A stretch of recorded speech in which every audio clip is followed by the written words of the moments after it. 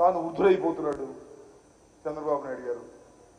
73 74 తేలింది, సత్తు అయిపోతుంది, వయసు రీత్యా మనం ఏం చేయగలిగింది లేదు.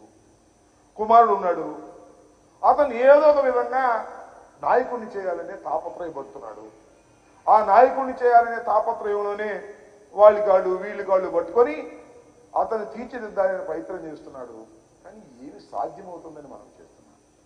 అది మెటీరియల్ కాదు, అది సీఎం మెటీరియల్ కాదు, నాయకత్వ మెటీరియల్ కాదు, నిరూపణ అయిపోయింది. ఒకసారి నువ్వు దొడ్డి దోవర తీసుకొచ్చి ఆయన్ని మంత్రిగా చేస్తే 2 శాఖలు 3 శాఖలు ఇచ్చి మంగళగిరిలో పెట్టి తుక్కుతుగ్గా ఓడిపోయాడు. పాదయాత్ర చేయరా బాబు అని చెప్పేసి ఆ నాన్న పంపిస్తే పాదయాత్ర చేస్తూ ఇష్టం వచ్చినట్టుగా బూతులు మాట్లాడే కార్యక్రమం.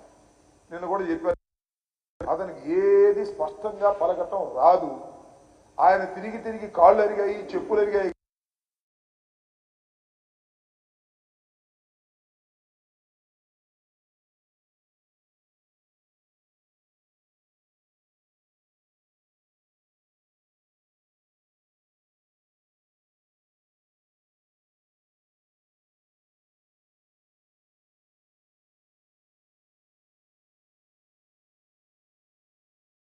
నేను చెప్పిన మాట కాదు, సాక్షాత్తు పవన్ కళ్యాణ్ గారు చెప్పారు. నన్ను చూడటానికి జనం వస్తున్నారు తప్ప నాకు ఓట్లు వేయడానికి జనం రావట్లేదని.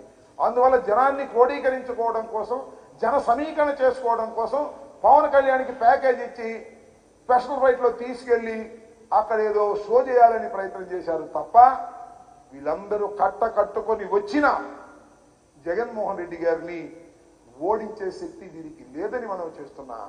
నిన్న ఒక మాట అన్నాడు పవన్ కళ్యాణ్ గారు, 20 మందిని మారుస్తున్నారంట, ఇంకో 80 మందిని మారుస్తారనే సమాచారం ఉంది. పోనీలే బాబు, మా పార్టీలో సమాచారాన్ని కూడా నీకు తీసుకుంటున్నావు, తప్పో రైటో.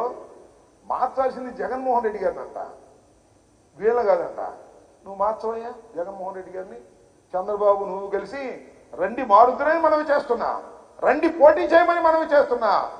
మిమ్మల్ని మాత్రం ఎవ్వరూ మార్చలేరు. ఎందుకంటే మీరు హైదరాబాదు నివాసులు, మీరు ప్రతిపక్షంలో ఇవాళ నువ్వు ఓడిపోతావు, నీ లోకేష్ ఓడిపోతాడు, చివరికి కుప్పంలో చంద్రబాబు కూడా ఓడిపోవడం ఖాయం.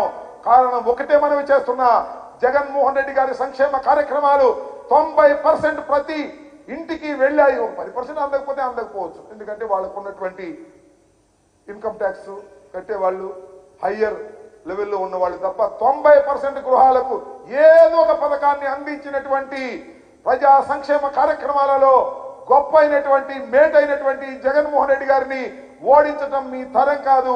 ఒకసారి కలిసి వచ్చి ఈ రాష్ట్రాన్ని సర్వనాశనం చేశారు. ఈసారి మీరు కలిసి వచ్చినా మీరు సర్వనాశనం చేసింది ప్రజలకు గుర్తుంది. ఇవాళ జగన్మోహన్ రెడ్డి గారిని దూషించడం కోసమే మీరు అక్కడ సభ పెట్టారు, కలిసికట్టుగా దూషించారు, కలిసికట్టుగా ఇష్టం వచ్చినట్టు మాట్లాడారు. ప్రజలు గమనిస్తున్నారు, దానికి సరైనటువంటి సమాధానం చెప్తారు ఈ రాష్ట్ర ప్రజలని కూడా ఈ సందర్భంగా నేను మనవి చేస్తున్నాను. మిమ్మల్ని మార్చడం మాత్రం ఎవరి వల్ల కాదు, మీరు ప్రతిపక్షంలోనే ఉంటారు. ఆ ప్రతిపక్షంలో కూడా మీకు గెలవని దశలో ఉంటారని ఈ సందర్భంగా చెప్పదలుచుకున్నాను.